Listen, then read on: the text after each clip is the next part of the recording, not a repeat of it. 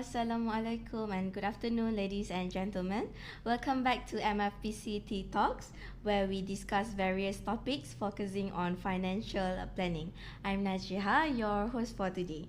So today on the show, I am very excited to have Mr. Jacqueline, who has been in this industry for many years. I have a lot of experience. So, if just a little brief about Mr. Jack to our dearest participants. Mr. Jacqueline possess master degree and is currently pursuing a PhD, and with over 20 years of experience in banking and finance, particularly in wealth management. So, Mr. Jack's impressive career includes pivotal roles in major banks, providing training and coaching to both internal teams and clients. So, Mr. Jack is also a certified MFPC examiner and trainer, and he plays a crucial role as a committee member of the Certification and Continuing Professional Development Board (CCB), and his commitment to the financial industry, uh, along with his extensive expertise, makes him a valuable contributor to this financial industry. So I started with Mr. Jack, just a little reminder to our participants. Our e-evaluation form will be shared after we ended our sessions. So please stay calm and enjoy these sessions. So today, Mr. Jack is going to share his expertise on managing living costs, asset management. So, welcome to our TeaTalks, Mr. Jack. How are you? Hi, good. So, I hope you had your lunch already. Yeah, I had a very good lunch. Yeah. Okay, good. So, Mr. Jack, maybe before we get deep into our topic today, maybe you can introduce yourself to our audience. Okay, thank you for your introductions, and I believe I'm not a stranger to some of you, but maybe most of you have not seen me before. I like what she has mentioned. I am actually one of the many trainers in MFPC. So basically, my areas will always be um, I will always be investment planning and insurance planning and estate planning. So I was always assigned to take care of this investment management and sometimes it's actually retirement. So these are two important topics which I think I like it the most. So because it is about some calculations of figures which I think most of the people don't like it. So that's the reason why you want to be stand out. Okay, then you have to do something which is outside the ordinary. And also I think this is a very important topic for us for today because we are experiencing the high living costs. So that's the reason why we are here to discuss and talk about this topic. Correct. I mean, living in nowadays is quite as everything is expensive lah. Yes, that's right. Yeah. So I mean, if I may ask, you have been in this industry for more than 20 years. Yeah. So what makes you decided to? I mean, you started in early age, of course. So what makes you move into this industry? What makes you decide that you want to venture into this industry? Okay, that's a very subjective questions, and just because of this is about your career, you want to be a financial planner, and you want to make sure you excel in whatever you do. So initially, I remember when I joined this industries, I was an agent of a company which is dealing with insurance, and just like an insurance agent. And I do not know what to do and how to do just because of someone approached me and say this is a good industry, you can make a lot of money. So that's the reason why I ended up becoming an agent. But after 1 year, I failed. So I do not know what to do because at that time I was an agent, just started my career. Okay, after working for 1 year as a fresh graduate, I do not have much expectation. I do not know the wonders of carrying the business as an insurance agent and to help people to solve their issues. And I don't see the point of being an agent of selling insurance because I don't really know what is this all about. And until after a year, so what happened here is I realized and I cannot make the living, and therefore I ended up and look for a job, and I joined the bank.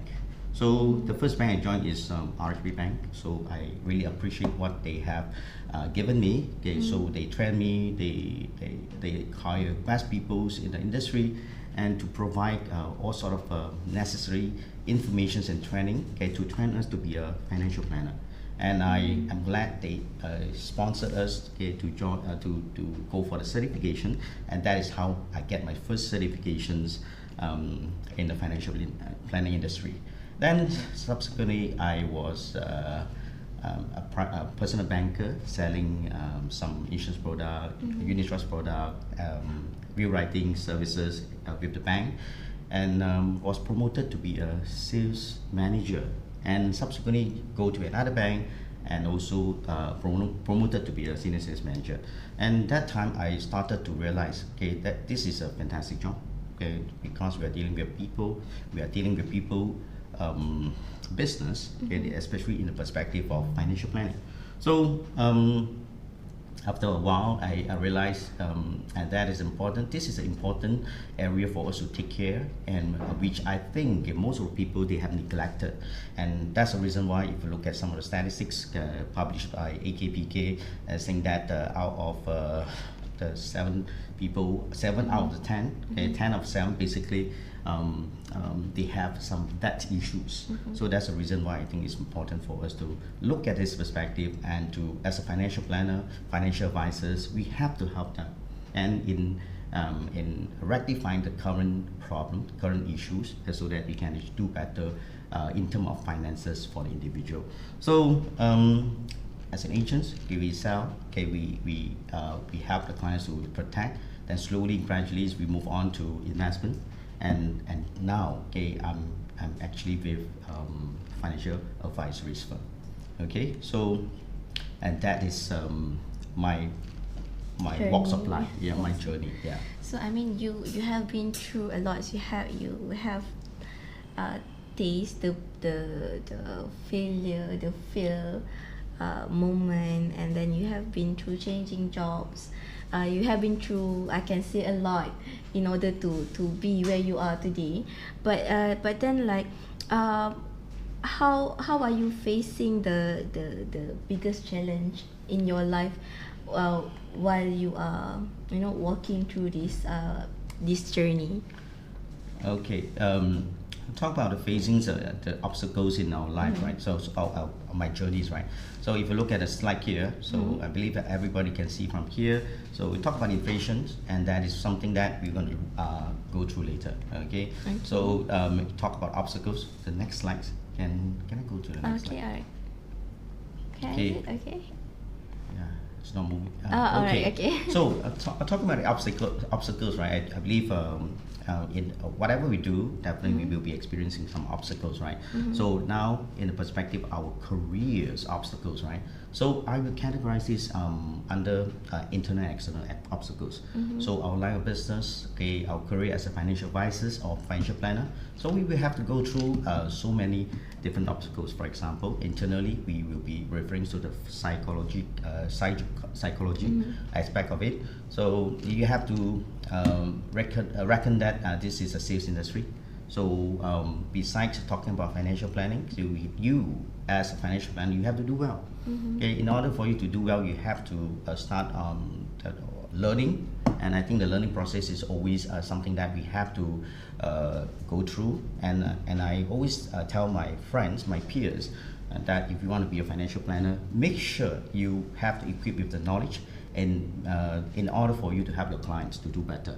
And that is internal, okay, obstacles. Okay, you have to learn more, and of course psychologically you have to tell yourself, or you have to talk to people, as many people as you can.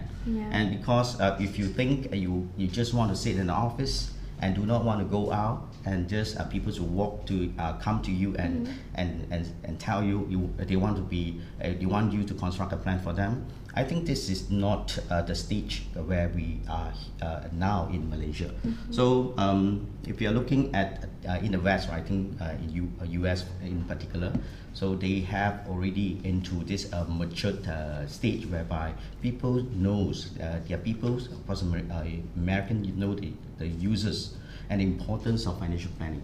So that's why they will go to seek for help, okay, from the financial planner. Same goes to Australia.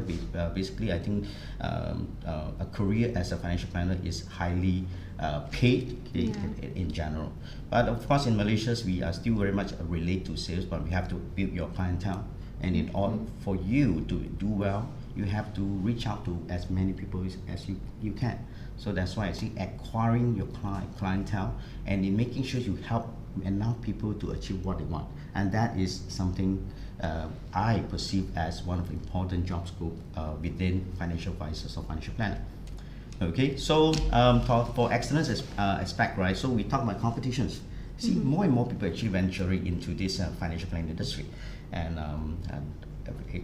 you see, if you're looking at the components of financial planning industries, right? We have insurance agent, and we have unit trust agents, we have UN trust, we call it the estate planner, and we do have some professionals such as a lawyer, okay, then we have auditor, we have a tax consultant. So these are the essence or the essential part, or we call it the component of financial planning. So without them, we cannot go for the comprehensive, we cannot achieve a comprehensive financial planning. So some of the people, they talk about holistic. What is the meaning of holistic? Basically, we have to look at totality. So when we talk about totalities, we are looking at different perspective, different aspects. So you not only talk about insurance, not talk about investments, that's it, or this estate planning or so on. Basically, you have to look at totality, and which is also inclusive of your taxation, okay, tax planning. And of course, if you have a business, okay, how are you going to make sure the transition is there to give it to your loved one, and should something happen to the directors or even the shareholders, so the transitions must be there. So that's why when we talk about holistic financial planning, and this is something that we have to link together.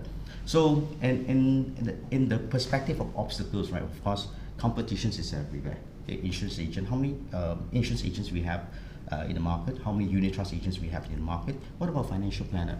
And we do have FAR, we have FP or CMSRL. So of course, these are some of the jargon, but for those who are in this industries, I'm sure you know what is FAR, CMSRL. But for those who are new in this industry, of course, we have two groups of people who is carrying a different license, and the purpose, of course, is to help people, help the clients to achieve their goal. But what is more important here, if you have to put everything together and to look at things and the situation holistically. So that's why this is what we consider competitions from the peers, okay, internal and also the external. Okay. Okay, understand.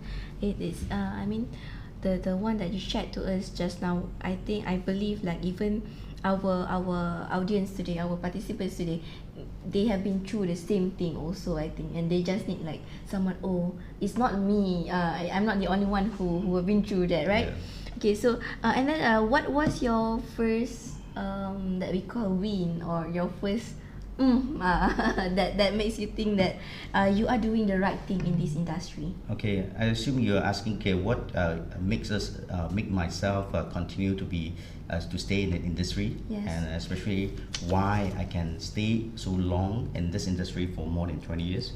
So I think one things initially when I started to venture into financial planning industry, and I think everybody would have to make their living before they help others, right? So that's why I think after the obstacles of meeting clients and to build your incomes or your revenue, and what is so interesting here is you are making enough, and of course you are above the average of the income earner.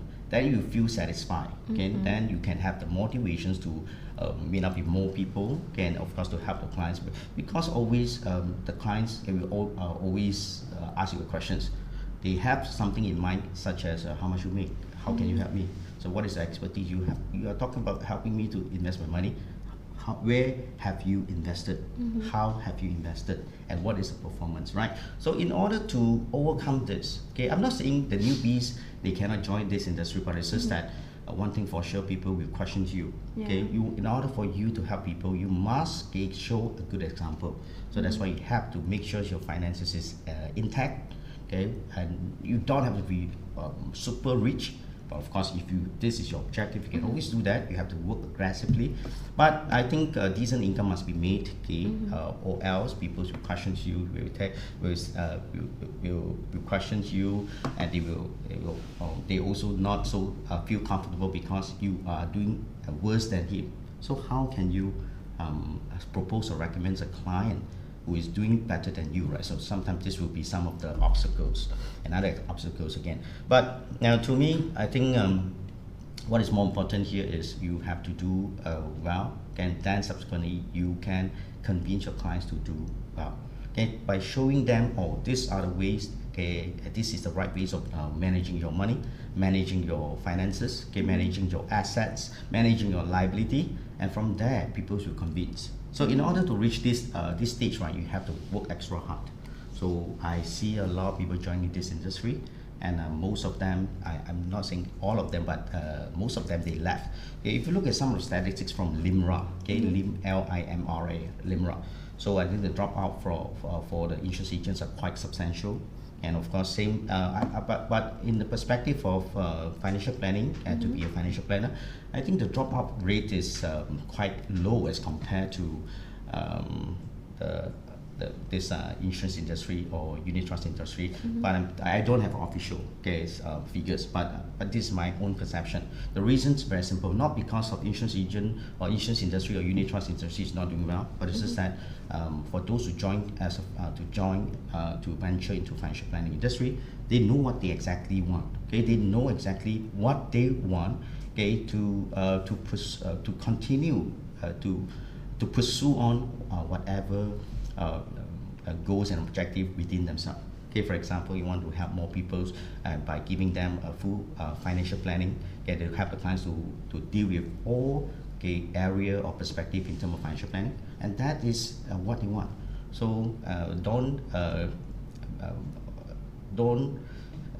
we will do something which is within our expectation, and then, for example, we want to set a clear goal, and then if you have a clear goal, you can achieve what you want to achieve in the future. Yeah. Okay. All right. Thank you, Mr. Jack, for your explanation. I think it's very much easy for us to understand that, and we have a few participants who just joined us today. So if you guys have any questions, you can just click at the Q&A section. You can just ask us any questions. We will get back to you once we have settled these discussions. So Mr. Jack, maybe you can explain to our participants today. I mean, I understand that there are participants who have been in this industry for quite some time, so they know what is asset management. But maybe for publics or for people who just who just joined this industry, they might have some confusion. What is really asset management in a nutshell? Okay, now let me adjust my slides. Okay, the slides is moving. Okay. All right, is it moving? Okay, sorry. All right. Right, go for the next one. Okay. Okay. Now, we talk about asset management, right? So, and that is the topic for today. And we talk about what is management, this asset management. So, we are not here to talk about some official definitions of asset management, okay, which is from the Oxford's dictionaries or Harvard dictionary. So what we are trying to do here is to make it a layman, and what we want to know is the asset management. So as a layman, asset management is a company or organization who has the expertise in helping the clients to manage the money, right? So that's why you call it asset management.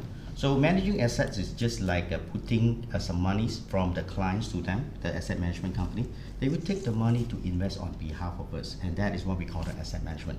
But to cut the long story short, so asset management is just to help someone to manage their money, and with the intentions to achieve the objective which has been set by the client. And for example, you have a 6% of return and 7% of return, 8% of return, and that will be the goal and objective we set, okay, in order for us to achieve. But of course, as asset management, okay, there are many different asset management companies out there in the market. So of course, we are not here to promote any one of them, but of course, you can do your own comparisons among all asset management company in Malaysia. And we have the big one, we have a small one, you have a boutique one, and we have some good one, we have some average one. Okay, why we talk about good and average? Because some of them, they are doing exceptionally well. Some of them, when it comes to investment, exceptionally well means consistency. We are not here to look at today's you make 20%. This year you make 20%, and next year you make a negative 20%. And what we want, okay, in the perspective of financial planning or in the perspective of investment, is always to have a consistency, okay, in return. So for example, I set a goal to have an 8% of return. So I'm expecting to receive the returns of 8% on a yearly basis. But of course, investment, there's no guarantee unless you go for FD. But how much you are getting from FD? 3%, 4%?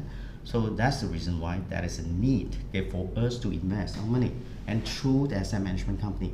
Okay, why we want to do that? Because number one, we don't have time. Unless you are very good. And I met some good people. They have a very good experience when it comes to managing their own money, like investments. So they can do it themselves. But most of the problem here is, people do not have time. They do not have time, number one. And number two, they do not have the expertise.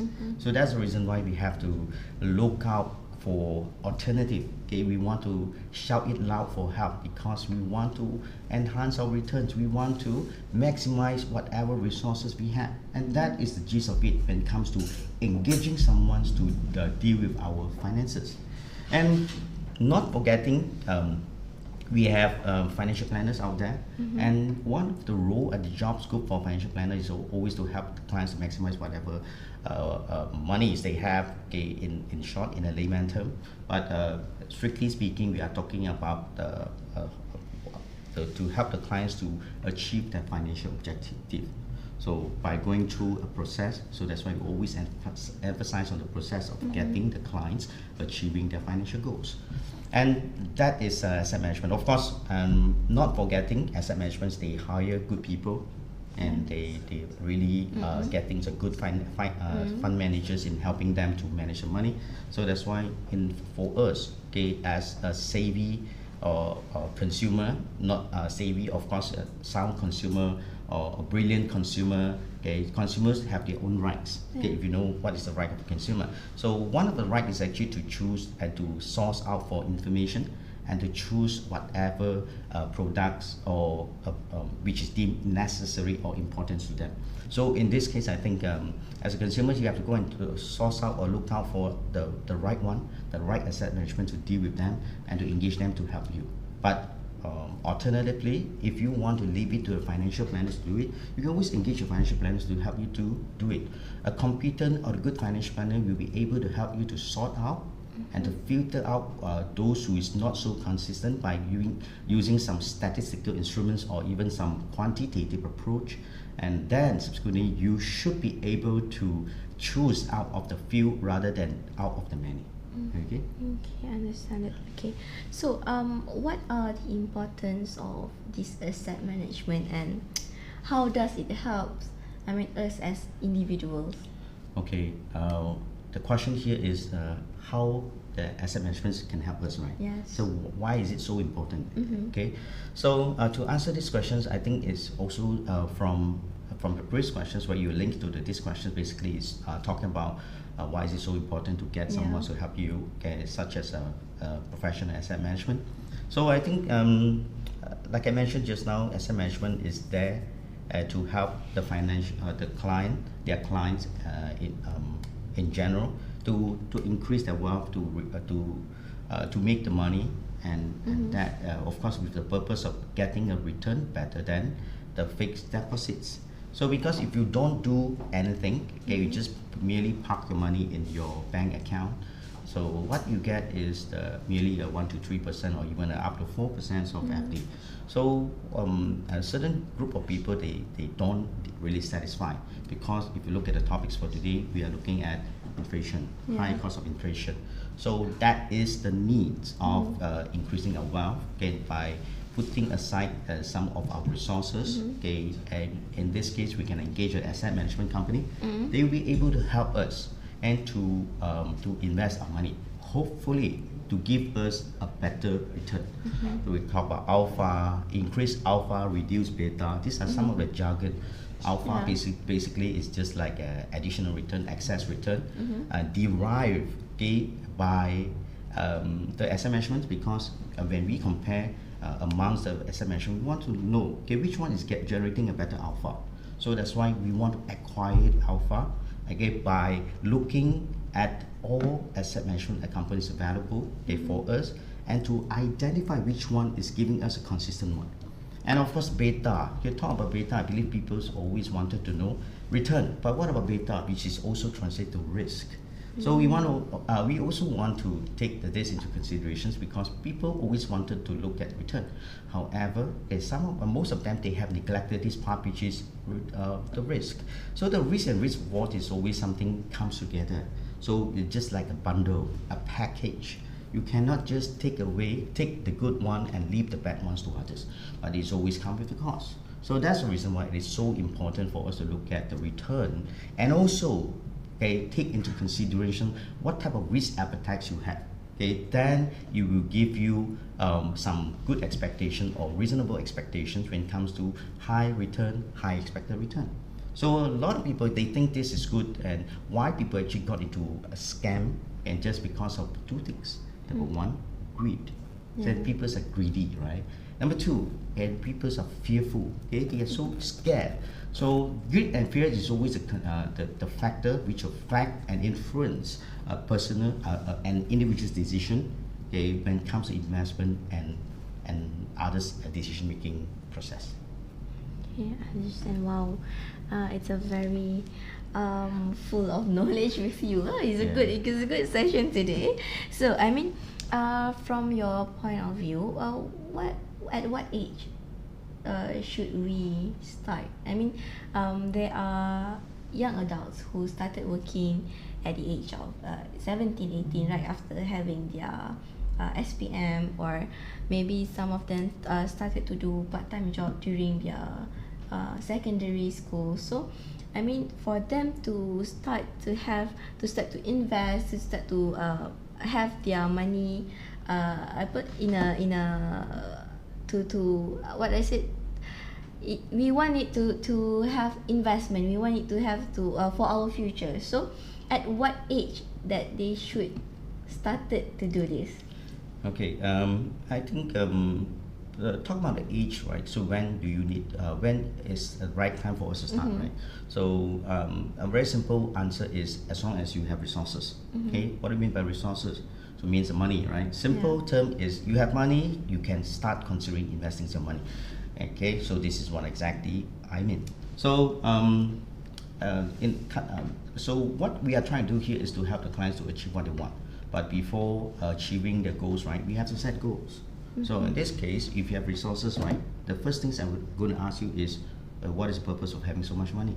So money must serve its purpose. And do you have a purpose when you have the money? So that's why it is so important for us to set a goal which is an objective of our financial objective. So do you have one? Yes. So if you have one, then you pursue on and you go for it. And then the next question here is how much you should save aside. And by looking at some of the important factors such as the duration, so how long more they can save in order for you to achieve your goal. For example, you want to buy a car, and a car, you want to change a car in 5 years time, and how much you need to have. Okay, for example, you have 20,000, you need to have 20,000 as a down payment. So you only have 5,000. So how long? 5 years. How much you have to save every year, every month, every quarter, and that is the systematic approach for us to achieve our goal.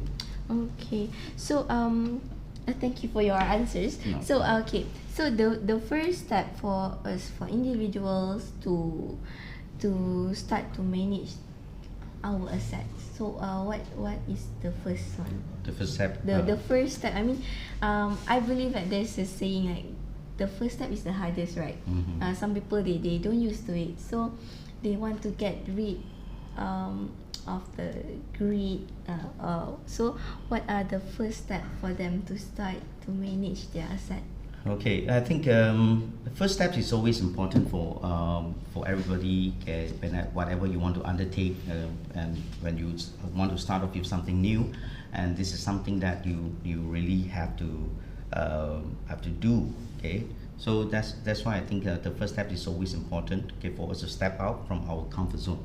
So what I mean by comfort zone, basically, if you do the thing you're comfortable with and do it again and again and again, so without feeling any pains, right, that is what we call a comfort zone. So to do something which is not so comfortable, but you know this is good for us. For example, you exercise. Okay, if everybody is exercising, okay, they go for exercise just because they want to keep fit and they want to keep their physical fit, and of course to shy away with all these illnesses, right?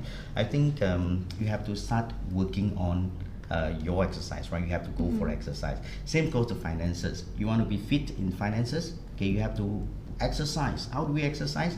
Learn something, the new skills, how to manage your own finances, okay, how to manage your cash flow, how to manage your money, how to manage your debt. Okay, so these are some of the things that we have to do. So the first thing you have to do is to look at your own finances by starting off with your cash flow statements. I believe the cash flow is always important, right? So the reason why we want to look at the cash flow, because you want to make sure that we have money to spend. And that is not all. Okay, basically to have the money to spend, okay, let me add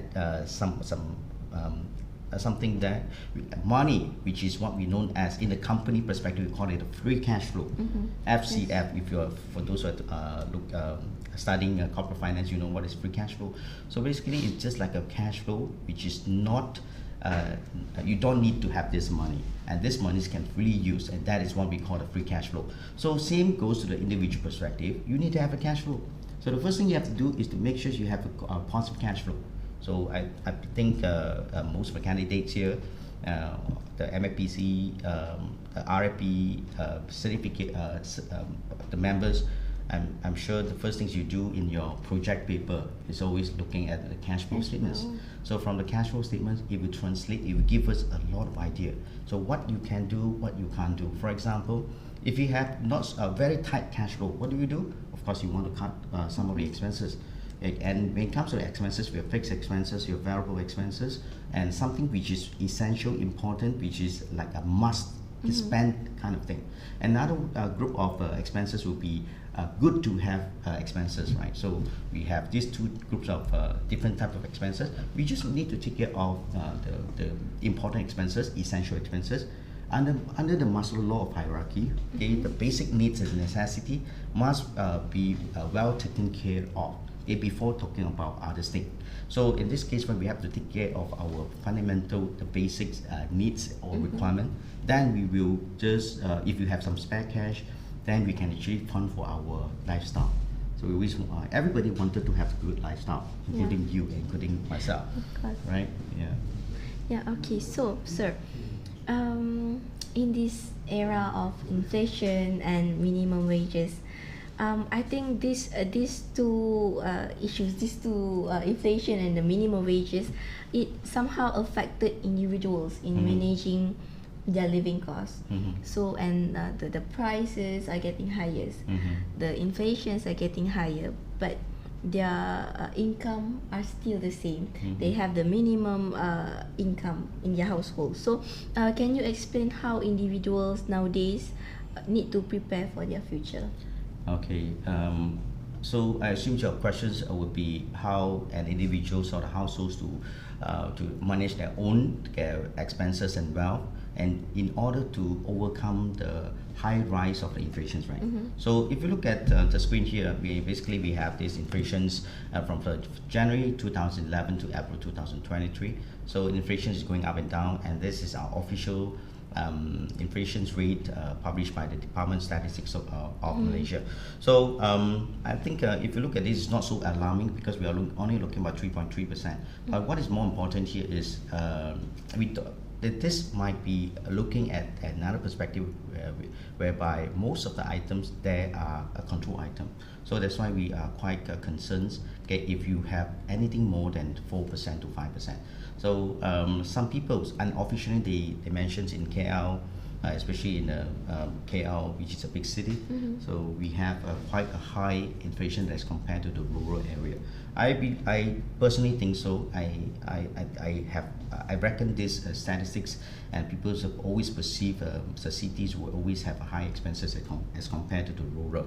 So I think one of the questions here is how we overcome these issues. Okay, first, of course, if you want to, in order for you to overcome, you have to live with the inflation. Okay, because you can't. Only the bosses. Okay, in this case, we are talking about central banks, Bank Negara, and the market will determine the inflation, not us. We can't control.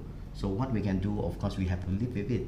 How to live with it? Okay, by looking at the financial planning perspective, of course, and we go back to the basics. We talk about managing your own finances, and managing your cash flow. So how do we do that? Okay, of course, you can either you increase your income or reduce your expenses. These are the two alternatives. And some of the questions here is how to save money fast. Okay, so of course some of the candidates have mentioned about how to save money fast. But of course, you can always save money fast by reducing your expenses. Then you can you can actually have more money, right? So you can have more money to save aside. And by number two is to increase your income. How can you increase your income? Think of it. And to increase your income, some of the research has done, you have to increase your knowledge, you increase your capabilities so that people will treasure, value the skills you have, and they are willing to pay for it. So that's why you have to increase your skill, to be a smarter person, and to be in a high demand group of people, so that you be an opportunity seeker. So you have to seek for an opportunity, increase your value so that you can increase your income. I always think there's always a correlation between the income and your knowledge. And of course, at the end of the day, we have something which is more important, which is work hard. Correct. So if you are not working hard enough, so I believe, despite of having a good knowledge, very fantastic knowledge, I'm sure, okay, you cannot go too far. So what I'm trying to say here is first thing first is about our own personality, okay, our efforts, okay, then you enhance your knowledge, then can be opportunity seeker, and if you have opportunity, try to maximize the skills you have, and so that you can earn more money from the skills that you have obtained. So that's why in the knowledge economy, so I think knowledge can make us a lot of money. So that's why you have to be creative. Okay, if you want to be you do not want to be stagnant. So what is more important here is you need to spot the trend. Okay, be the pioneer, and then and you can actually work hard towards it. And that is this is not a secret. This is actually open secret for all. So first criteria is always to work hard. Okay, you have skill, you have skill, work hard, and I think the chances of success is going to be very high. Alright, Okay. so there's this one comment who caught my attention. So he asked, why are living costs going up so fast? Oh, okay.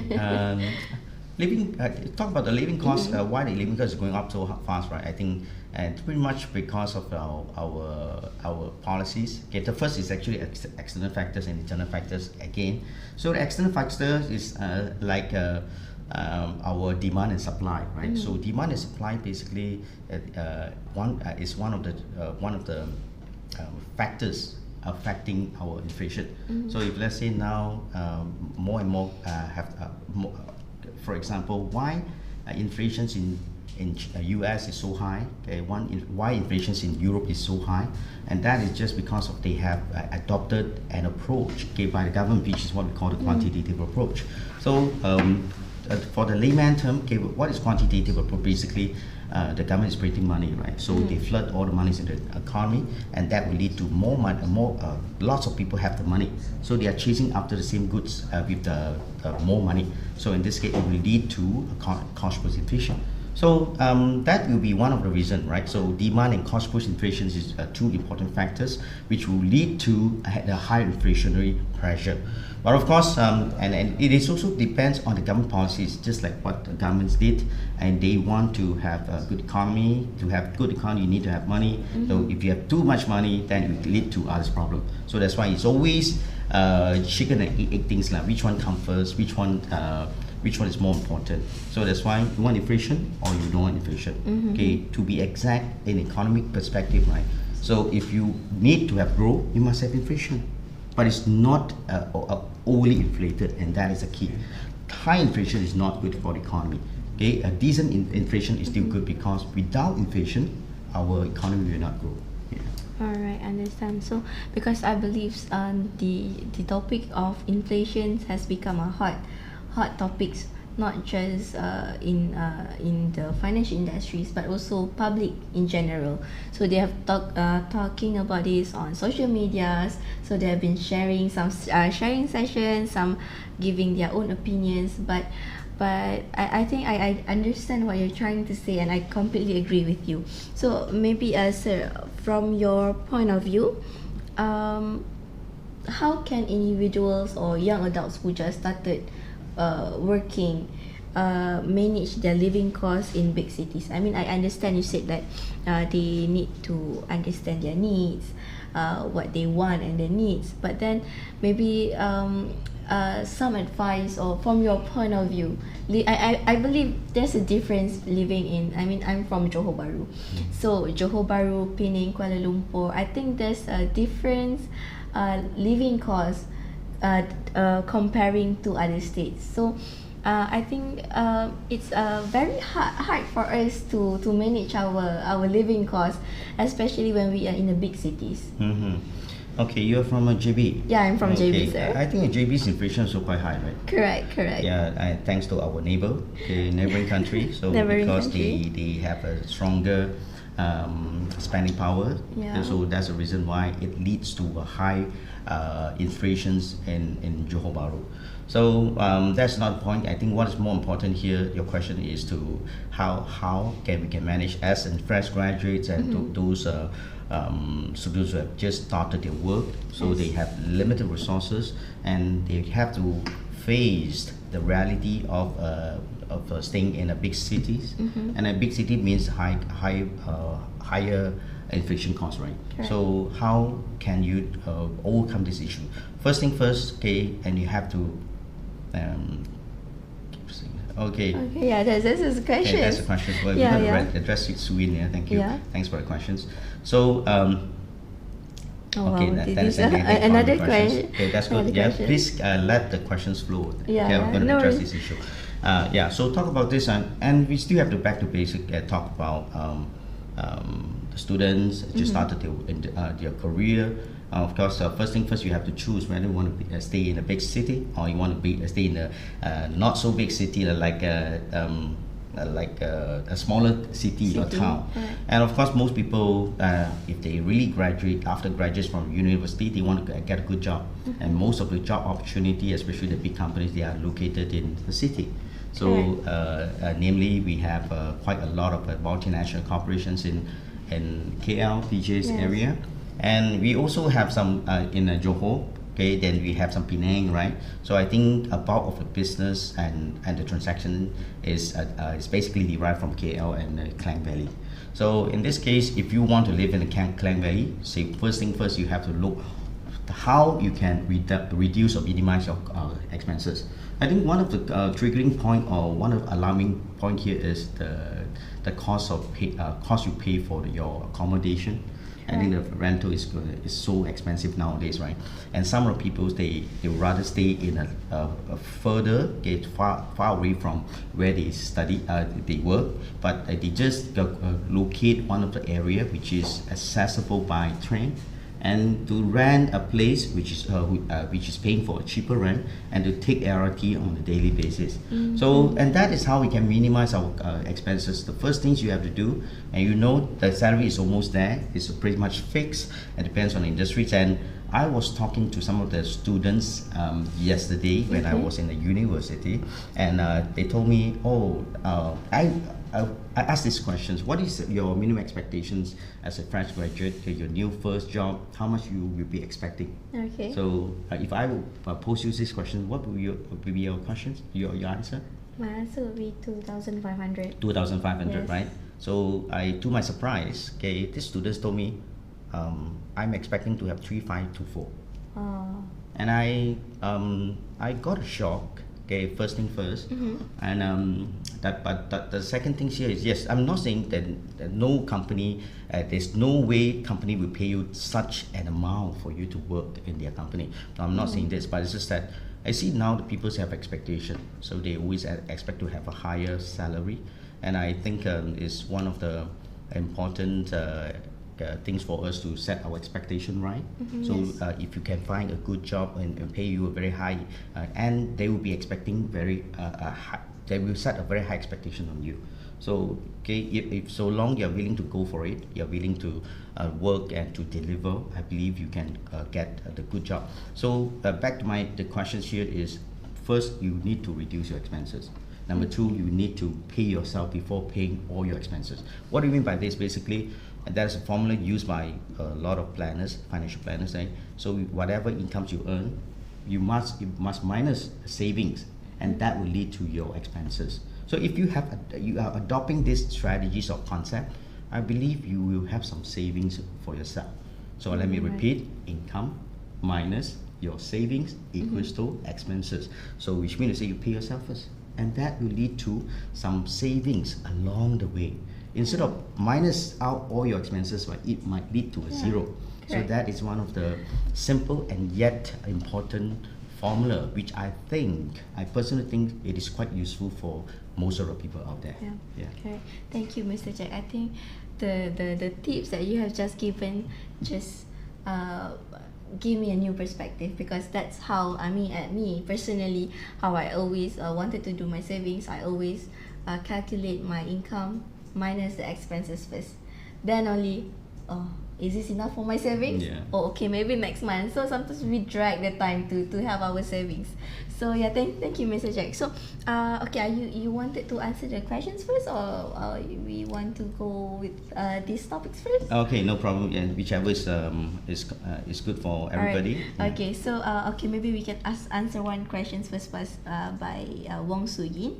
So they ask, Mr. Jack, for those who don't have expertise in investment, is it okay just keep their saving in KWSP or ASB?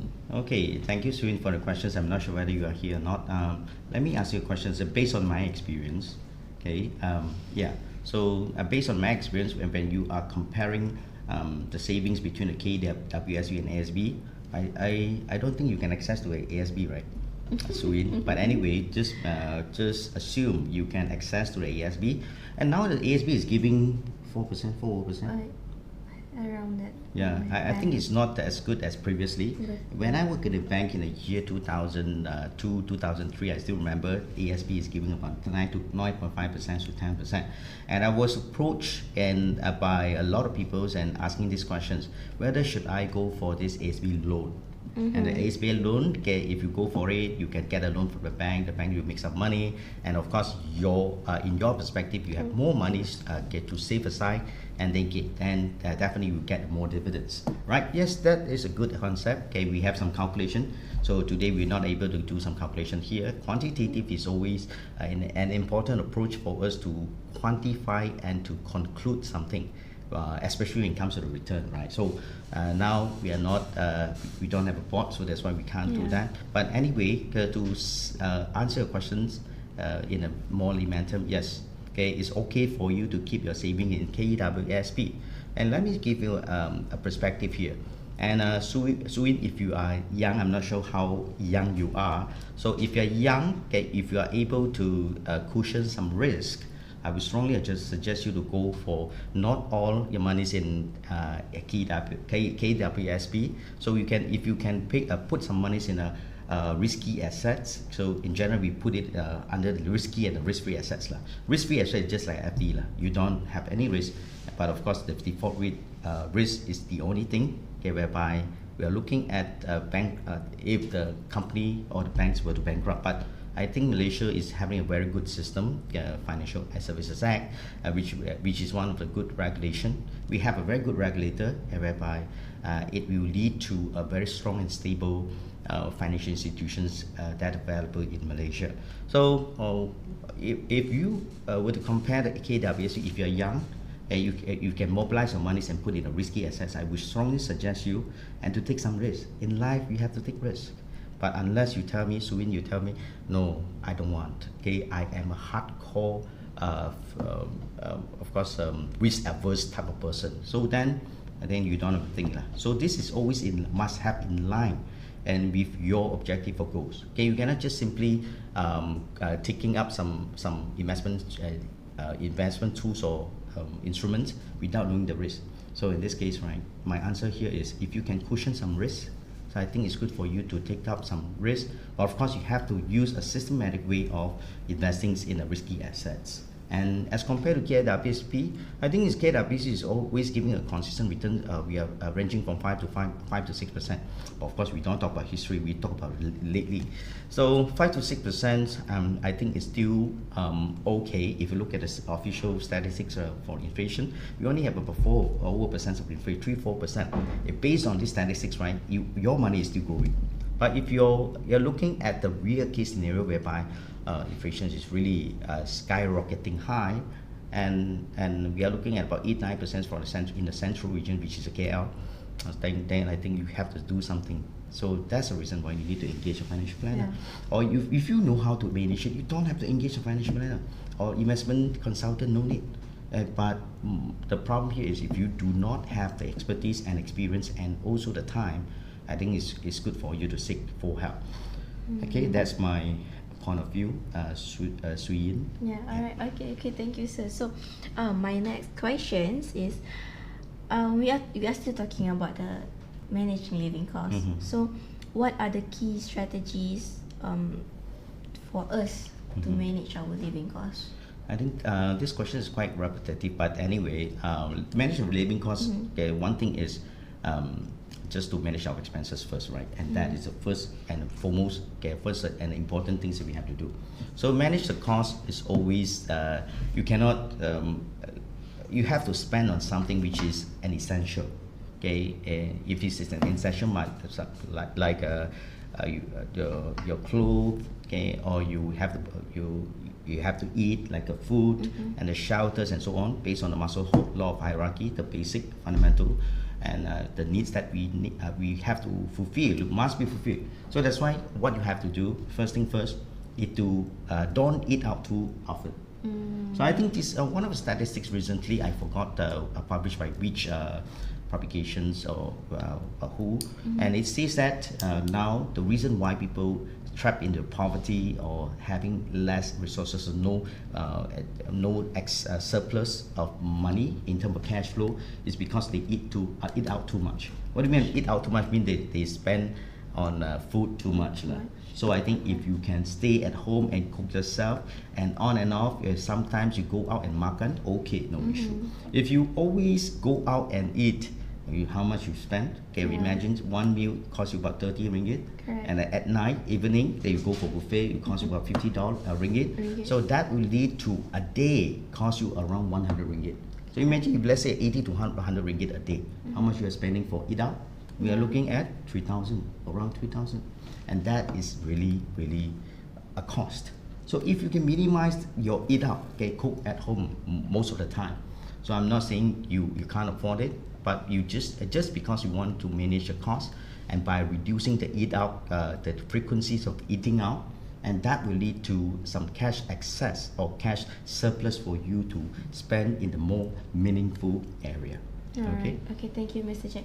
So to our participants, if you have any more questions, you can just ask us at the live chat section, or you can go to the Q&A section to ask anything you have in mind. We will come back to you accordingly. So Mr. Jack, maybe you can explain the basic time value of money concept.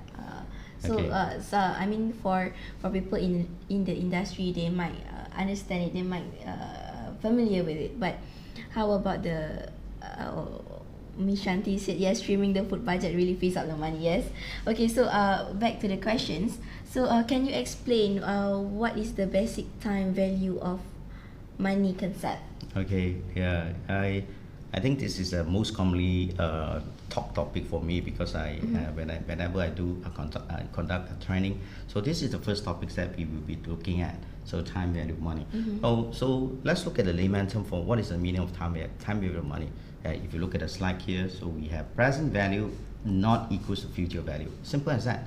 If you have, say for example, you have 10,000 today, so this 10,000 will not be equivalent to a future value 10,000. So that's why the value of money is always unequal. Okay, so it's not equal. So in this case, we will have to, just because of this concept, so we need to invest more money. Just because of this concept, we have to manage our finances well.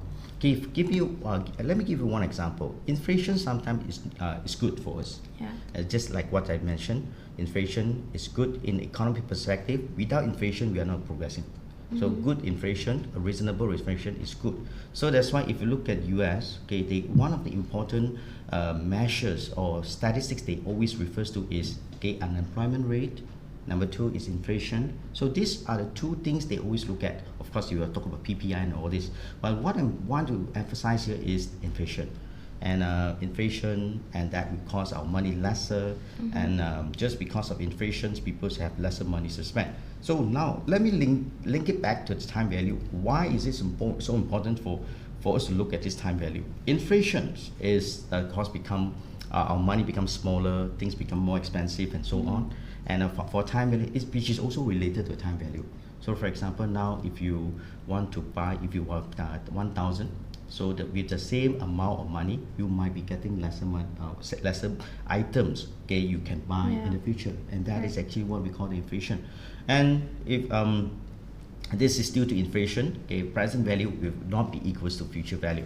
But this is in the negative perspective. But if you want to look at a positive perspective, and I think this is one of the interesting part whereby if you can commit yourself to buy some items and for example a house, the house usually will appreciate value, right? So in this case, if you buy a house, you are paying for 2,000 as a monthly repayment. So what is going to happen here is after 10 years, you look at it, or 2,000 surgery. Yeah, so which means to say money is getting lesser, your income is becoming higher, and that will lead to a good situation or scenario. Because we are paying lesser, the value of money has become lesser, despite of having to pay for the 2,000. So that value becomes 500 worth of value today. So in this case, it is good. Okay, when we look at this perspective, by having to purchase an item like a house, and which will have to pay a lesser with the same amount but the lower value. Okay, so coming back to this time value of money, right? So we always perceive this present value of money is always different from the future value. Okay. All right, thank you, Mr. Jack. So, what are the difference between this and the single sum model and annuity model? Okay, now let me see whether I have any slides for this. So a single sum and annuity mode. Okay, so one of the questions you posed to me is that this single sums and annuity mode, and I believe this is also one of the area we can look at, and especially when it comes to investment.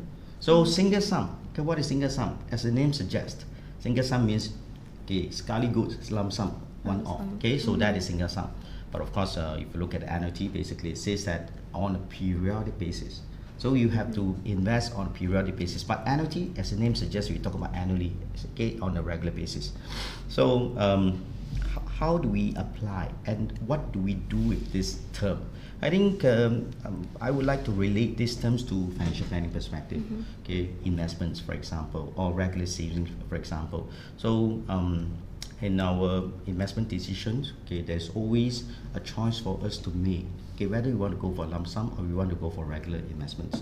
So if you want to go for lump sum, right, means you must have the money in hand, right? So I do not really believe in getting a loan from somewhere and use the money for investment purpose. For example, a margin. So if you understand what is margin, so basically it's just like get a loan money and to invest in the stock market, and that is what we call a margin. So I'm not a fan of margin. Okay, unless the market is so bullish, I will go for margin. But I will not suggest anyone to go for margin, because margin comes with a greater risk. So that's why, in order to mitigate or to reduce the risk, don't go for leverage. Yeah, unless you are a savvy investor, you know the implications of leveraging on certain assets, right? You can go for it. But as a layman, don't go for leverage if you don't have the preparation mentally, and then you don't go for that. So come back to this lump sum. Go for lump sum. Okay, it's just like you have money to invest now. Okay, just put in a lump sum. But there's always a risk involved, because you are just putting aside something, and if you are looking at the risky assets, right, so you might be having some loss in the future if the market is not in favor to you. So what we want here is to go for the if in the perspective of investment planning, right, you should go for lump sum plus regular. So lump sum plus a regular, because regular you will lead to some flow of money, okay, investors in a different timing, and that will lead to some averaging concept, okay, averaging effect, which will lead to a lower risk. So yeah, that is actually in the it's a general. Okay, thank you, Mr. Jack. So just now you did mention about individuals having loans in order to do investments, right? So I think that's kind of a trend nowadays for young generations, where they have debts. You know, they started to do loans in order to invest in something bigger. Okay. So what do you think of it? I mean, it's not like you say, it is not something that's good lah if you want to make a loan for that, because investment is a risk. So it somehow is gonna affect their life, their future, their living costs, of course. So what do you say about it? Okay, as I mentioned just now, I am not a fan of getting a loan for us to invest our money. So that's why I do not really encourage people to go for it. And having said that, then if you are a savvy investor, so you know what you are doing, so definitely you have your reasons to go for leveraging, which is to invest based on your borrowed money. So my point here is, so I'm not a fan of getting a loan to invest. So that's why I don't think this is a good ideal unless you have a strong cash flow. So then, okay, what I'm trying to say here is, okay, you want to go for this borrowed money to invest, but do you have any backup? Okay, what if the money was stuck and the situations do not allow you to withdraw the money? Do you have contingency plan? So do you have an insurance and to back up your situations when you are stuck in any form of or any type of situations? If you have a contingency plan, you have a backup plan, then I'm sure this will not be any issues for us to go for leverage. But if you are looking at I just want to go for there, investment is not about gambling. So gambling is haram. Yeah? So that's why, okay, same goes to investments. We do not want to gamble on money. So we have to use a systematic approach in helping the clients, okay, to invest the money as a financial planner or financial advisors. But as in the perspective of a layman, of course, if you do not know, okay, you want to do some investments, but you don't know what to do, of course, you can just read out. And now we are in the era of information is overflowing. So which means we have too much of the information. So if you want the information, you just Google, everything will be with that. So that's why it's not about not having sufficient information.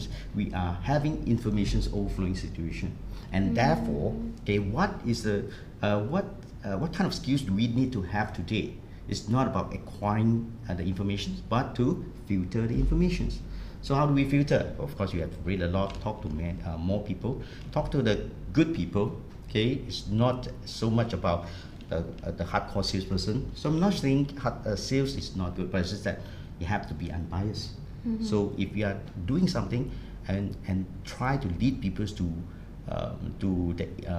a sales or to something which is not in line with the client situation, I think this is wrong. So in our perspective as a financial advisors, right, we always wanted to help the clients to achieve what they want.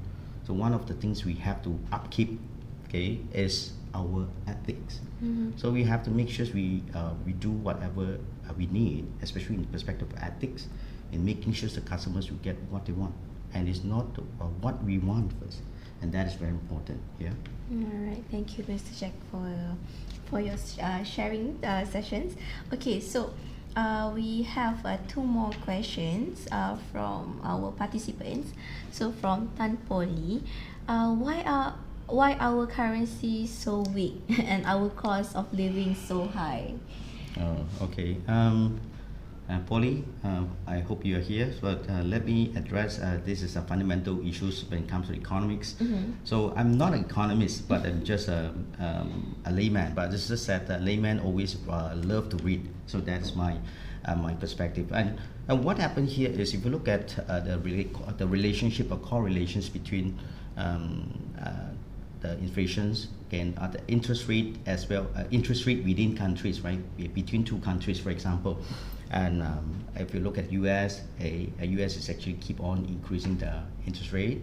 And while we in Malaysia, our central banks do not want to follow the footsteps of the US government, because our inflation is still controllable.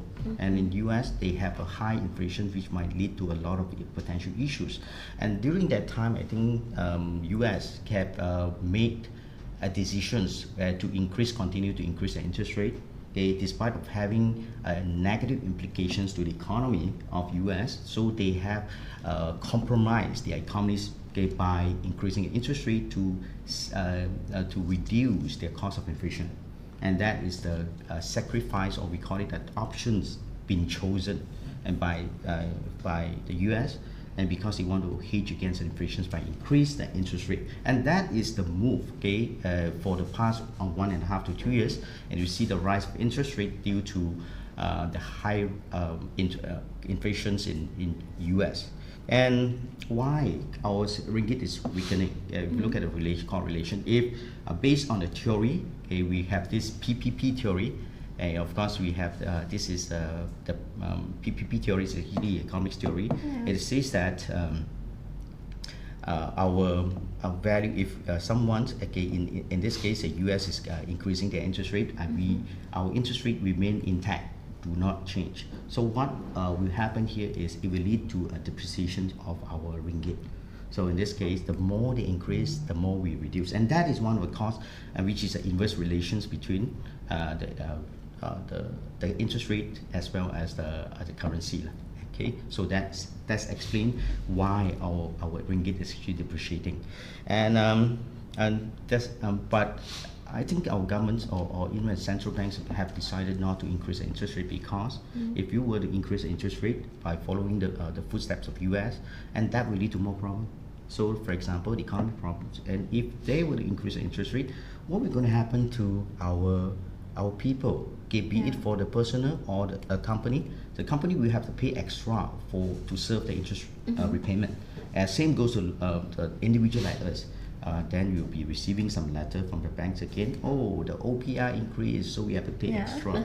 So this is what the government do not want to see. They want to reduce the of course, if you do not want to increase, so that will lead to depreciation of value, and that is how it works under the PPP theory. So of course, today we are not going to talk about the theory, but it's more importantly, we need to know the reason why.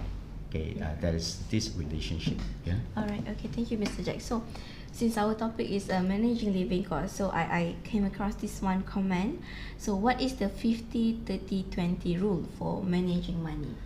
Okay. I think I've seen videos on social medias where some influencers who talk about this 50-30-20 rule. So they were giving some sharing knowledge to their followers on social media. So what is exactly the 50-30 rules? I'm kind of interested in this. Do you mind to share a little bit what is your understanding on the 50-30-20? So my understanding is the 50 is your expenses.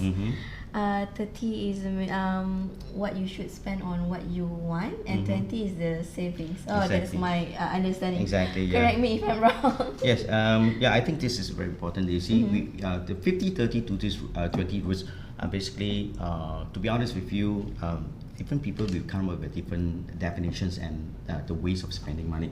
I think it's good to have some concept and some methodologies for us to refer to, and just because of by having this, then people will be when it comes to managing the wealth, that will be much easier. So, for example, the 50% actually paying for our essential, and then the 30% is basically paying for our needs, and we have wants and needs. The 50%, make it cut the story short, is for our want, which is essential, and the 30% basically is a need. What do we want? So we want to go for a fancy dinner, and we want to go for a good meal, or we want to go to for traveling. So these are all derived from the 30% of our money, and the rest of it, which is the balance or remaining of 20%, will be allocated for savings, and that is a good concept. And there's another guy, okay, which is one of the reputable public speaker, international speaker. Of course, I do not want to quote the name here. So this guy actually mentioned about one third. So we have the one third, which is quite a similar one. So, but you're looking at 30%, 33.3%, 33.3%. Basically, it's quite a simple concept, similar concept here. So, in short, if so long you adopt any one of it, right, it won't be wrong, because at the end of the day, you still have 20% to save aside for your futures. So what you don't spend today is going to be reserved for your future. That's simple concept, right? So if you spend all, so you do not leave anything behind to yourself, and basically, I think this is a common issues and problems now. Yeah. All right. Yeah. Okay. Thank you, Mr. Jack. So we have one more questions from Chamiyit. In your opinion, how a person to review their asset or debt? Any tool or any method that you can suggest? Okay, Ichiam, yeah, I think it's important for us to look at the assets and debt and tools, right? So, okay, another question from the same person. Buying in luxury bags or watch considered an investment? okay, can you go back to the previous one? Yeah, let me. Sure. Okay, The first so yeah, I think from the same person, Yicham, you mentioned about how a person should review their assets or debt. Any tool or methods you can suggest? Yeah, you can always come up with your own tools. Okay, or else, okay, there are certain company, they came up with these tools for us to measure, to access to our financial situations by going through cash flow statements and net worth statements, and then by using the ratio analysis to calculate on how much assets or debt we must have. And that is a rule of thumb adopted by MFPC. So if you are the graduates from MFPC, you're holding an RP. I'm sure this is one of the important areas you have already learned, and which is for us to access our debt, okay, which is based on the debt service ratio, a DSR. We call it a DSR. And of course, how much assets we need to have, how much debt we have. We cannot go for over gearing. So in this case, right, there are methods for us to use the ratios that we are talking about. Number two, is there any software? Yes, there will be some software. So the software, you can go online and Google some software, and which I think is quite good. Okay, if you have because different people, they come with from a different school of thought, and they came up with some ideas based on the different methodologies. So what I'm trying to say here is, yes, okay, there's always measures, okay, when it comes to debt and the assets. And if we are looking at in the perspective of MFPC, that we do have a set of requirements, okay, when it comes to ratio analysis. So what will be the reasonable ratio in terms of percentage for us to follow? Okay, you cannot go more than 60% of your debt. Okay, for example, okay, if you are leveraging too high on your debt, basically it will lead to insolvency. So that's why it is. And again, it is also have to look at your financial situations. For example, okay, persons who are earning a 10,000. Okay, then maybe the DSR, debt service ratio, should be around 50%. Okay, just rule of thumb. And if you're looking at a person who are earnings of 1 million a month, example, I go for the extreme example. So, and then your expense, your DSR can go as high as 70% because you have the cash flow. So that is how, that's why I say, okay, or different people, different folks are different strokes. So we have to use the different methods by assessing the client situation. So that's why it's important for us to understand the concept, and you can do a DIY financial planning. Okay, if you have the time, I believe it's good for you to look at that. And if no time, get a consultant advisors to help you. So in short, right, different cash flow, different situation will come with a different tools, will come with a different ratio, okay, when it comes to the debt service or others, okay, the assets ratio, okay. All right. Okay. So there's another question. Buying in luxury bags or watch considered an investment? Okay. Because I think this is now the trends for young adults as well nowadays, where they buy luxury items and they say that this is an investment. I mean, I do understand that there are some high-end brands that is actually an investment where you can resell it again, but there are some others that are not really it's not affordable, but it's not really suitable to resell it again. So what is your comment on this? Okay, Chum, thanks for your question again. This is about investment, right? So when it comes to investment, we have to be neutral, and we will take whatever investment which is having a potential of increase in value, and that will perceive as investments, right? So of course, if you invest, and someone would to tell me this, they come and buy, okay, they want to buy a car which is a luxury car, and the car is actually depreciating in value. So is this investments or a cost? And of course, you have to look at psychology perspective, or we have to look at a different perspective in this case. So some of them, they say because of driving a car, a luxurious car, then it can solicit more business. Yes. And that is in the perspective of okay, at least you have a car to show that you're successful, people will buy from you more. If this is true, I think this is an investment. But if it's not true, okay, which means to say there's no correlation between buying a new car, a luxurious car, and showed it to a client, and clients will have convinced and invest or to engage you, and then this is not an investment, okay? But to be exact, when it comes to investment, right, so we should be anticipating an appreciation when it comes to value. There's a potential of appreciations in terms of value, and that is what we call investments, right? So if it's not that, though you only have depreciations situations but no chance of getting an appreciation, I don't think this is an investment, okay? So let's go back to the question you asked, whether this luxury bags or watch considered an investment. I would say so, yes, no problem. This is definitely an investment. But by looking at the situations, I think certain group of people, when I browse through the social media, okay, in particular, we look at Facebook, right?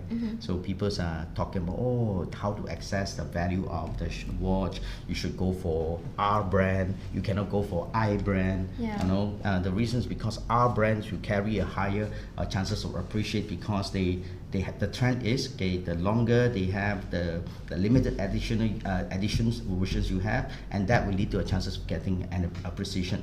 But I think in this perspective, yes, this is definitely an investments. But another perspective here, when it comes to investments, right, we want to look at one thing. One of the essential things for us to look at is whether this is liquid or not.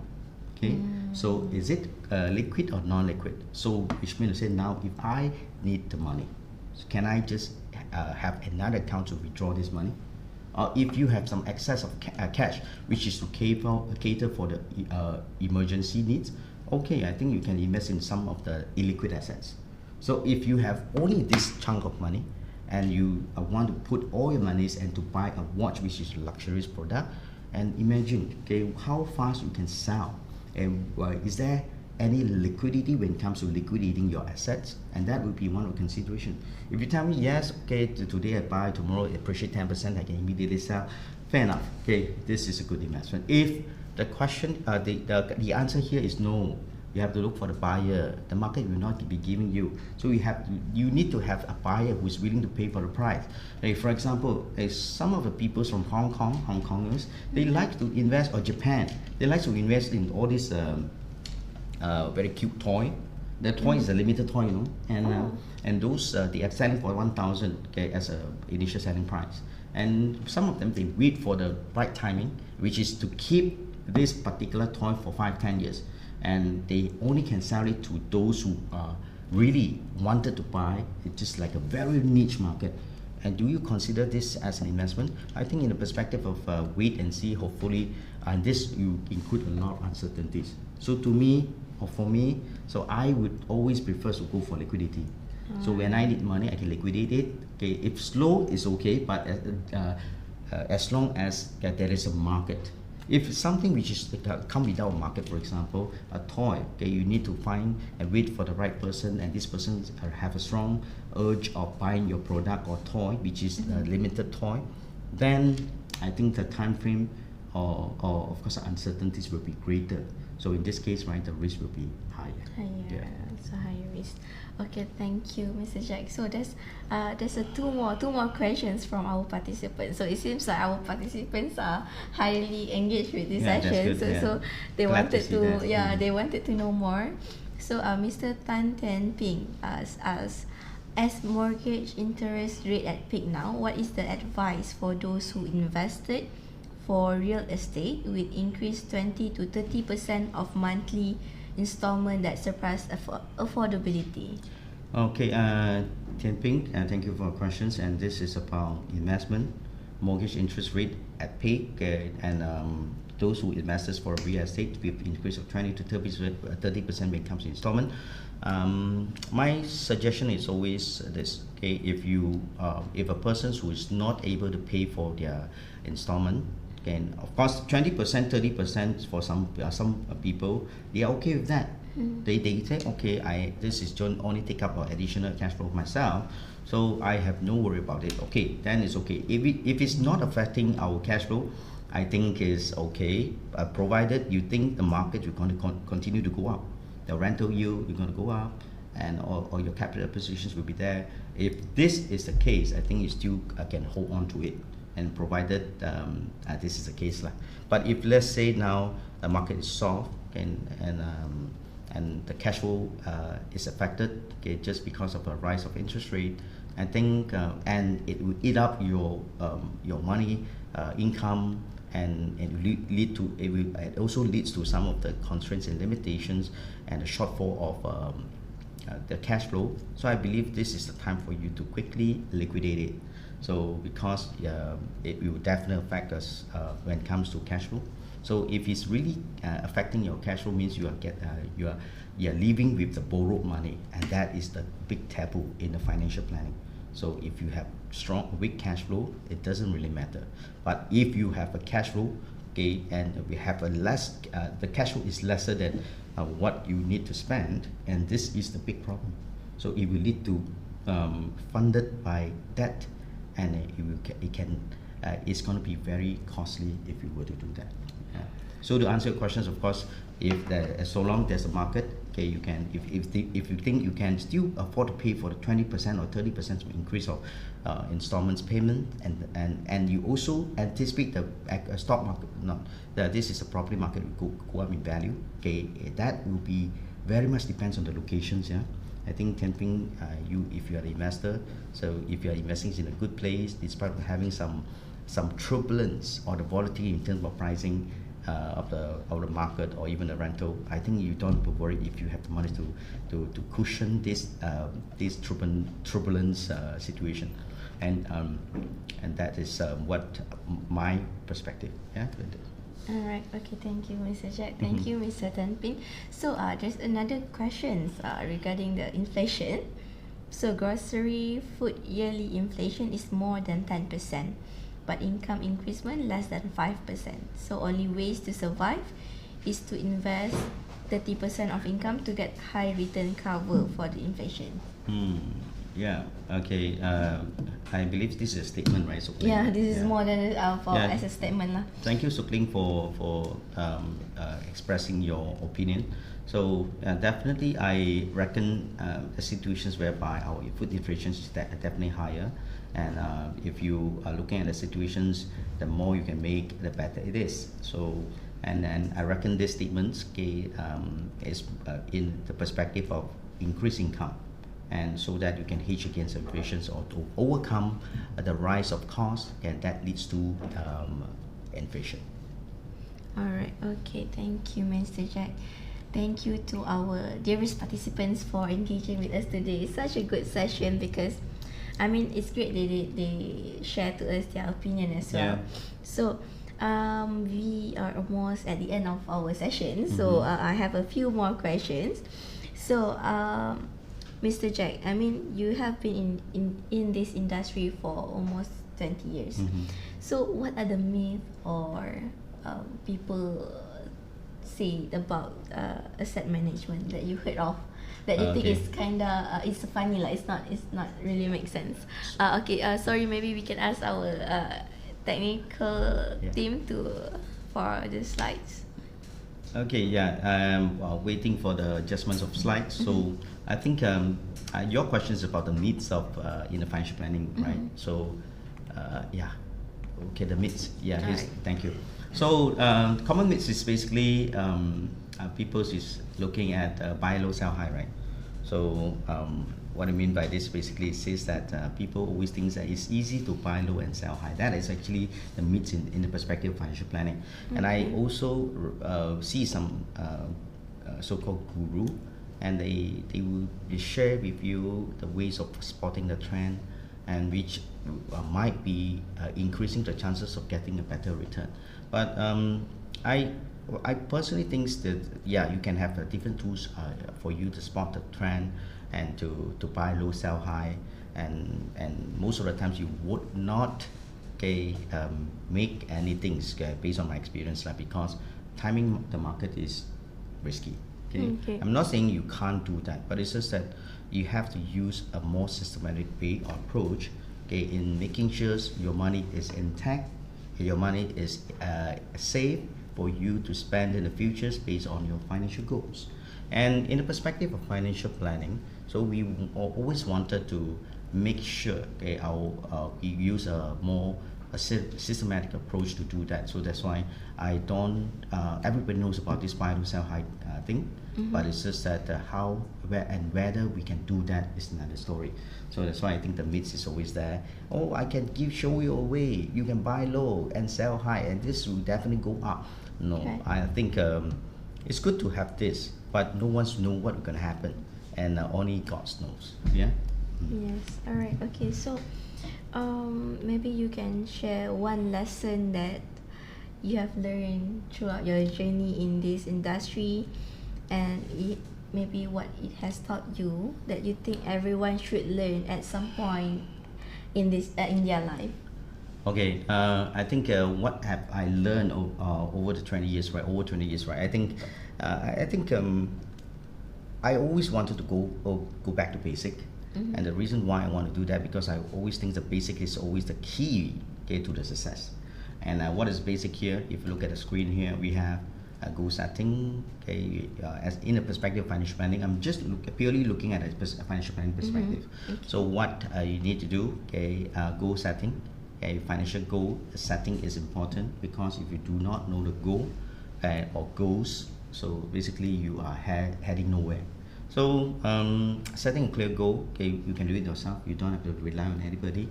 So that's why I see a lot of savvy people, they can do everything themselves without relying or depending on someone, and that is independent. So if you want to go for interdependent situations whereby engage someone and to give you some advice, I think you can always seek for the help from the financial planner, financial advisors, and because they have the skills, I hope you got the right persons to share with you the right way of investing and setting the goals, as well as to deal with your financial situation. I think the licensed planners, financial planners, will be the place for you. And of course you can just seeking advice. It doesn't mean you have to 100% obey or to adopt. So that's why we have this term called interdependent. So you seek for help, you ask for opinion, you have your opinions, and you challenge your thought, you challenge their thought, and just to ensure you come up with a better conclusion and the solutions for you, because everyone has a unique position. You need to have a tailored plan, okay, for you and to deal with your own finances to make sure it is effective and efficient when it comes to execution. Yeah. And budgeting, of course, another one. We have to do some budgeting, and this is what I've learned along the way. So we make sure you spend lesser than what you earn. Okay, always remember you spend lesser than what you earn. So I more often than not, I see a lot of people, they spend less more than they earn. So that is that leads to a higher household household debt in Malaysia. I think the household debt is reaching about 80-90% in Malaysia. What does that tell us? Basically, it says that our fellow Malaysians is having too much of debt, okay, because they spend too much. So cutting expenses, okay, managing your pocket well is one of the essential, which is what we know as budgeting. Okay, the third one is execution. So you have plan, okay, but you need to execute. Right. So you do the planning, okay, so systematically, nicely done. The financial planner construct a plan and give it to you, and if you look at it and say, hey, yeah, I think about it. So procrastination is always that, okay, when it comes to execution. So we don't want this to be just for show, okay? Construct a plan to show people, hey, I have a financial plan. Whether or not you have follow through in to make sure everything is carried out. The reason why you need to carry out is just because you want to be a better person in finances, in your finances. So why, in the first place, you know execution is important, but you never do it. So that's why take action, engage an expertise, experts if you do not have the expertise. Oh, thank you. That's that maybe give to our participants some ideas where they can start a good advice. So maybe Mr. Jack, I mean, like you said, you have been in this industry for many years. So of course there might be some regrets or maybe missteps that you had along this journey. So what one piece of advice that you would have given to your younger self? Younger self, okay. Yeah, I think this is something that I always wanted to do is to let's do it. Yeah. So these are the slogans I always wanted to adopt and adapt. And the reason why we cannot achieve our goal is just to just because of the execution part. And then I can just go back to the previous slide, which is execution. So execution is always important. Okay, we know the importance of savings. Do you save? That's the question. Do you know the importance of buying an insurance to cover yourself? And should something happen to you due to unforeseen circumstances, do you have the insurance to cover your family, your expenses, and whatever costs incurred? If you have no plan, okay, why should you? Why wait? So that's why I think the procrastination, delay of executions is always the things that we have. So not only myself, I think I always, sometimes I look at it, I want to do that, but just because of laziness. Laziness always inbuilt to every single individual. So you cannot, despite of having a very successful person, you see the successful person normally, they are not lazy. Yeah. Okay, we can't, I hardly see a very successful people, they are lazy. So that's why you have to do whatever it takes for you to achieve your goal, and your goal must be SMART. If you look at the screen here, the SMART goal, which I think many of you already know what is SMART, right? SMART, okay, which translate to specific goals, measurable, attainable, realistic, as well as with the time bounded. So these are the SMART goals. You have to set a very clear goal, and that is what you need to do. If I were to give myself an advice 10 years ago, right? So I think this is something we want to do. And the third group of letter here, basically EGADIM, I think most of financial planners knows about it, okay, because in the financial planning course and in RPs you learn about this, right? So the financial planner always wanted to go through the 6 process here with the client. Establish the client's goals and objective, gather the information, analyze it, develop a plan, implement it, and last but not least, we go for monitoring. So if you go through this one, do it yourself also can. Okay, establish your clients and your plans relation. You don't have to do this part if you are not engaging someone. What is more important is gather information for yourself. And sometimes people tend to be lazy. Okay, if I would ask someone, okay, you don't have to answer me. Okay. Someone, and have you ever come up with your own financial statements? Your inflow and outflow, your expenses on a monthly basis, on a yearly basis? Hey, you don't have to answer me. Number two, do you have a balance sheet, which is your asset and liability, which is also known as a net worth statement? So if you have constructed one, congratulations, you are on the right track. But if you have not, okay, you can always get someone to do it. But if you don't do, I neither here or nor there. So I think this is not clear. So you have no clear directions in your life, and therefore you are heading nowhere. So that's why I think successful people always have this clear goal set in mind. Okay, so that they can actually lead, it will lead to the destinations they want to go for. Okay, so they gather information, analyze it. You have to analyze it. Okay, see what is good and bad for you. Then of course, develop a plan for yourself, implement it, and last but not least, so you have to monitor on a yearly basis. Yeah.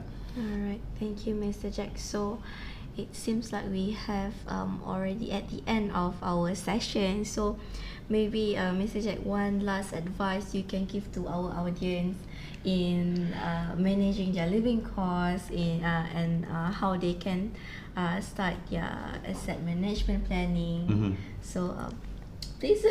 Okay, I think I pretty much covered most of it for today. So the last piece of advice is always execution. So execution is one of the key things here. So how do we execute? What do you mean by executions? Either you start doing it for yourself, okay, which is GADIM. So if you want to go for EGADIM, e-guarding, establish the clients and plans relationship, means you are engaging someone to do it for you. So in this case, right, if you can, okay, start to work it out. Work it out. The first thing you have to do is to come up with your cash flow statements. And like one of the audience here mentioned about how do we access to our finances and whether it's good or bad, and will be the benchmark for us to refer to. Yes, then we have to go for the ratio analysis. So to compare on a yearly basis and see whether we are improving. And I think most importantly, we have to do it for ourselves. And there's no benchmark for you sometimes, but there's always an industry benchmark. But different people have different situations. What I would say here is, okay, you have to compare your previous year, last year, and is there any improvisation or improving? Are you improving along the way? And that is essential. That is important. And it's sort of just referring to a very successful person, because your cash flow, your statement is totally different from others. So why compare with others? But as a start, it is important for us to look at the industry average. So of course, what is the industry average? What is the average for this group of people with their earnings or incomes of 100,000, for example? So we have to look at the right benchmark in order to access, okay, what will be the normal practices. And the normal practices, it doesn't mean the best practice. It is you to decide and to determine what is the best practice rather than depending on others. Okay. Right. Okay, thank you so much, Mr. Jack, for your time. It's such a good session with you today. I think we, not just our participants, but I mean, me myself, I've learned a lot, especially on how to manage my income. I mean, as a fresh grad, sometimes we tend to skip the part where it's time for savings. It's okay, maybe next month. So I think it's a good start for us. And thank you so much, Mr. Jack, for your time. So that brings us to the end of today's episode, guys. So thank you so much to our participants who have asking us questions and who have been patiently wait for us. Thank you very much. So don't forget to submit your evaluation form. So after 7 working days, we will update your CBD hours. But please, it is very important for everyone to submit your evaluation form. I think the evaluation form is already updated at our... Oh, okay, so Iqmal have shared the link to the evaluation forms. Thank you very much, Iqmal. So if you enjoy our show, our content today, don't forget to follow us on TikTok, Facebook and Instagram for more financial content. So once we have settled all of our session, we will be sharing this recording session on our social media. So you can refer back to us anytime. And be sure to come back on 15 November for our final discussion of trust versus will. Which should I use for estate planning? And with that, I'll see you in the next one, inshallah. Thank you so much, everyone, for your time. I'll Thank you, see you guys. guys again.